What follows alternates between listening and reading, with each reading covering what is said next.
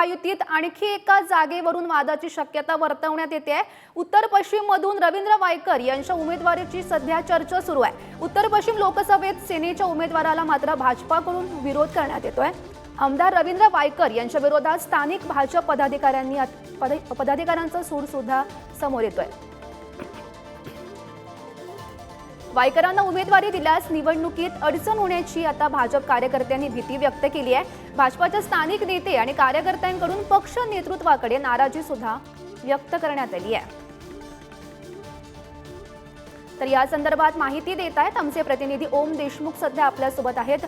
ओम, आपण सध्या पाहतोय उत्तर पश्चिम मधून रवींद्र वायकर यांच्या उमेदवारीची सध्या चर्चा सुरू आहे, मात्र त्यांच्या या उमेदवारीला भाजपाकडून विरोध होताना दिसतोय।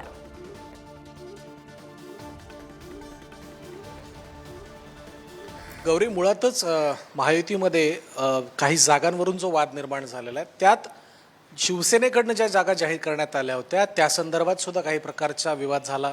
हिंगोली असेल किंवा इतर मतदारसंघ, आता त्याला लागूनच उत्तर पश्चिम जो गजानन कीर्तीकर यांचा मतदारसंघ आहे, जिथून त्यांचे पुत्र अमोल कीर्तीकर हे उद्धव ठाकरेंच्या वतीनं उमेदवार आहेत, त्या मतदारसंघात कुठेतरी रवींद्र वायकरांना मैदानात उतरवण्याची शक्यता शिवसेनेकडनं तशा प्रकारच्या शिवसेनेच्या हालचाली दिसत आहेत। या सगळ्या पार्श्वभूमीवरती स्थानिक भाजप यावरून आता आक्रमक झाल्याचं पाहायला मिळतंय।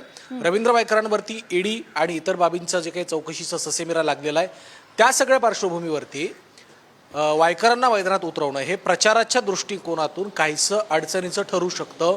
ही निवडणूक कुठेतरी ईडी विरुद्ध ईडी अशा प्रकारची होऊ शकते, अशा प्रकारची भीती आणि भावना भाजपच्या कार्यकर्त्यांमध्ये आहे।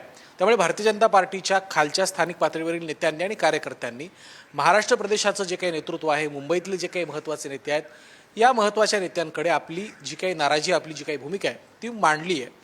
कशा प्रकारे हा सामना अडचणीचा ठरू शकतो, स्थानिक पातळीवरती भाजपची कशी गोची होऊ शकते आणि निवडणुकीत अडचण होऊ शकते, याबाबत इत्यंभूत माहिती ही स्थानिकांकडनं देण्यात आली। स्थानिकांमध्ये काही प्रमाणात नाराजी सुद्धा आहे, अशा प्रकारची माहिती आता समोर आली आहे। त्यामुळे आणखीन एका मतदारसंघावरून महायुती आणि विशेषतः भाजप शिवसेनेमधला हा जो काही अंतर्गत असं विसंवाद आहे तो पुन्हा एकदा समोर आला आहे। त्यामुळे आता या ठिकाणाहून नेमकं कोणाला उमेदवारी मिळते आणि या उमेदवाराला भाजप आणि भाजपचे स्थानिक कार्यकर्ते नेते निवडणुकीमध्ये पाठिंबा देणार का, सहकार्य करून त्यांचा प्रचार करणार का, याकडे सगळ्याच नक्कीच धन्यवाद दिलेल्या या सविस्तर माहितीसाठी।